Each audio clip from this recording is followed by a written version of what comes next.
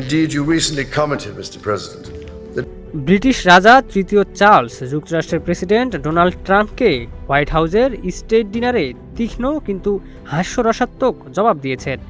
Trump সম্প্রতি মন্তব্য করেছিলেন, যুক্তরাষ্ট্র না থাকলে ইউরোপীয় দেশগুলো আজ জার্মান ভাষায় কথা বলতো। রাজা চার্লস সেই কথার উত্তরে বলেন, আপনি সম্প্রতি মন্তব্য করেছেন মিস্টার প্রেসিডেন্ট, যুক্তরাষ্ট্র না থাকলে ইউরোপীয়রা জার্মান বলতো।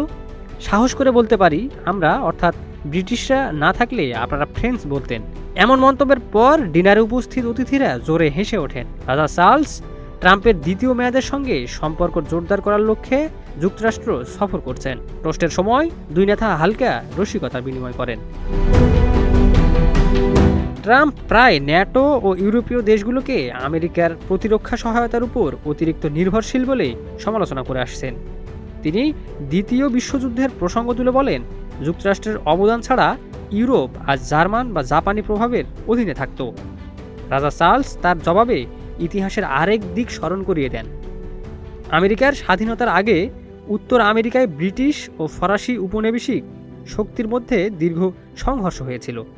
ব্রিটিশদের বিজয়ের কারণেই ইংরেজি ভাষা ও সংস্কৃতি আমেরিকায় প্রভাবশালী হয়।